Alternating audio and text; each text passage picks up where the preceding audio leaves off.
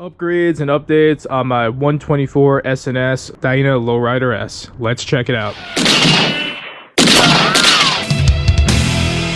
What's going on, YouTube? FXCLS Brooklyn is back in the building, and I just wanted to take a moment just to show y'all some of the upgrades that we've done as this bike is finally in its completed state, its completed form. So we did the big reveal of the motor back in, I think it was either May or June or something, as well as the paint job. And then all throughout the summer, if you've been following me, this bike has been in and out of the shop, just doing a couple other little things that I wanted to have done before the bike was ready to say that I was done and it was at the end of the road. So my time frame of when I wanted to have this bike completely done was actually for the Indian Larry block party. And you know, if you've been following some of that, you do know that I was able to get it there and I was happy with the completion of the bike. And before we talk about any of these, huge shout out to the good folks over at O'Toole's Harley Davidson, specifically Mike, the head tech over there. He really put in the work and really looked out for this bike this summer, and he's part of the reason why it was able to get done at the point where it's done. But yeah, man, it's done, man. You're looking at its completed state. And yeah, let me just show you some of the last minute things we did that were actually really big upgrades for this bike. And the first one is this. So I talked about it in a couple other videos, or I'll post a couple videos where I'm leading up to it, but this is probably one of the best upgrades we've ever done to the bike, which is upgrading the brakes. So we got the Brembo calipers, right? And then of course the mounting brackets. Lindell sells both those items, and within those calipers we actually have the most aggressive pads that Lindell runs. It's actually their racing pads, so the guys who are doing the bagger races and all that, same pads. As well as the good folks over at Lindell saw that my front rotors, like after probably, I don't know, 40,000 miles about, were completely destroyed. Like I rode really hard on those things, and they were kind enough to send me some new rotors as well to go along with it. So we're running fresh calipers, fresh pads, and fresh rotors, and my oh my, do these calipers make a huge difference. You know, before that,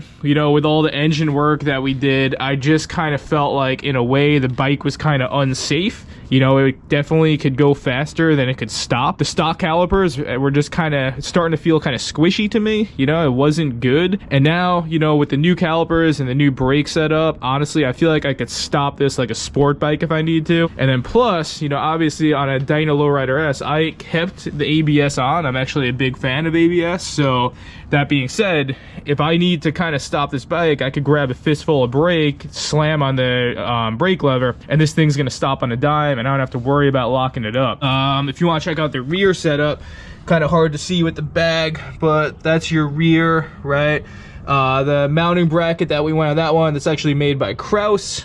Make sure you buy it for Dyna swing arm and not universal. Don't make the same mistake I made. And then we have the old rotor on that one, so you can kind of see, like, you know, how faded that one is. That one was fine. We didn't need to change that one, but again, the fronts needed to go. So that's probably the first huge upgrade on this, was just finally getting around to upgrading the brakes. And if I could do it all again, it's probably a separate video.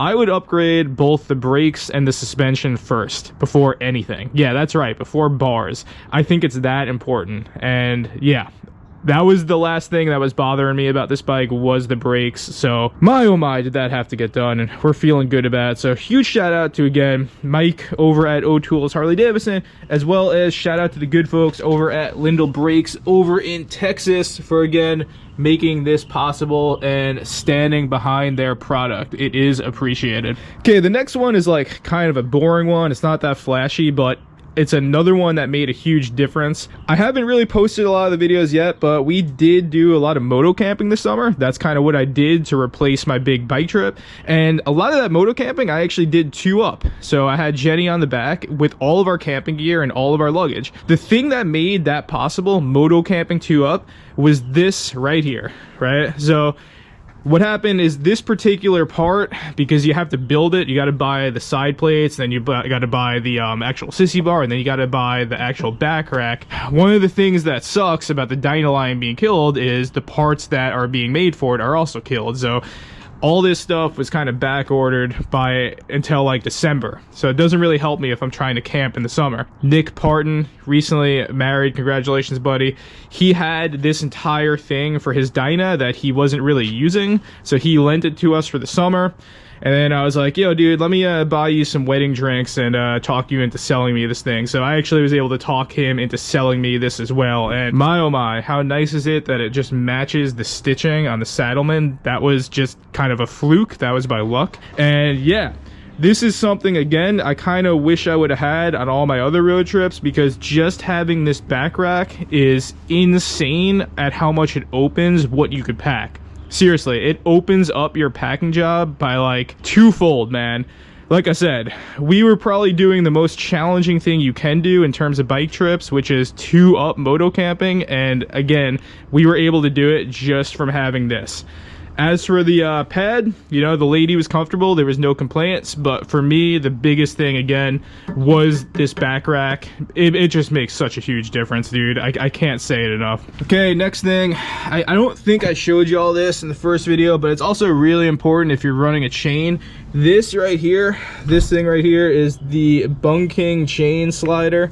So this is really nice because what's going to happen is as your chain gets loose or as your chain flops around, it's going to start to hit your passenger peg and shave that down. Now obviously you don't want to lose your passenger peg, but the bigger issue is the health of the chain. If the chain is grinding against something, that ain't good for the chain. So what happens is this slider actually runs the chain along it, giving it something to slide against, preventing it from grinding into the passenger bracket. So that's, again, for any of you guys who are running chain, that's something you're gonna want to have. That's from Bung King. I think it's only like $50. Highly recommended. Good part. And then finally, the last thing that I think is worth showing you is we finally put these fans on here. I fought against putting these on. I wanted to do everything I could to not put these on, but dude, this bike just runs so damn hot with a 124 SNS motor. Don't get me wrong, it's not hot enough to ride, but in situations where we're having a lane split in New York or etc., it was bad. Like I felt like I was gonna break something, so we had to do something. So threw on these, and let me just let you hear these things, man. So you turn it on. I actually didn't have them on because last night I was riding and it dropped down to like 50 degrees, so I didn't feel like I needed it on, but you just flip a switch when you want them.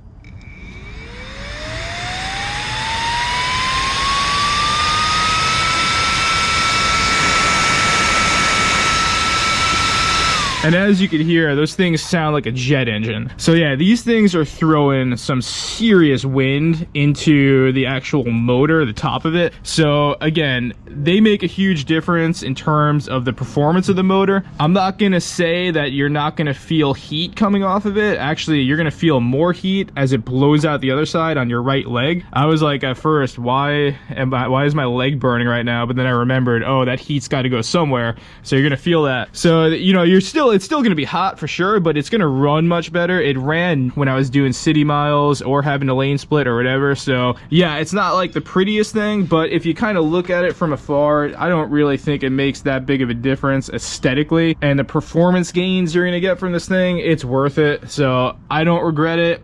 At first, I was kind of going back and forth, but after doing it and seeing the performance gains you get from it, if you're running a big hot rod motor, I think it's worth it. And yeah, so y'all, that's really it. That's the completed state of this bike. Realistically, the only thing I think I need to do at some point is when we break the transmission, which is eventually going to happen. Probably going to run a Baker 6 in there. That's the plan, but I'm trying to get the most out of this transmission as I can. So again, trying to not have to throw any more money into this bike this season. And I'm just gonna try to ride that out as long as I can. But that's it. That's the completed state of this bike. You know, we bought this bike new in 2016, and this is where it's at the end of the year of 2020. So it's been quite a journey, but I got nothing left to do on this thing. It's all been done and it's all been fun. You know, I was riding this thing last night and I just couldn't believe the performance on this bike. I couldn't believe how smooth it was with the suspension as well as the Big Bear motor mounts front and rear. I couldn't believe the power with the 124. I couldn't believe the stopping power with the brakes. I was feeling so good last night. It was chilly with all the wind deflection you get from this bike. It's just the touring capabilities in terms of doing the bike trips in the summer. this bike, I've literally built it to be the perfect bike for me, and beyond that, it looks really good. It gets a lot of attention for that reason. So that's it. You know, I built my dream bike. It took me 6 years. I got nothing left to do, and all that's left to do now is ride it and destroy it. So I'm glad y'all could be along with me for this journey. If you've got to see it in person, I hope you like what we've done with it. And yeah, man, there's nothing left to do but get some miles. So as always, stay safe, stay low, be patient, be persistent. One day you'll have your dream bike. And on that, FXCLS Brooklyn is out.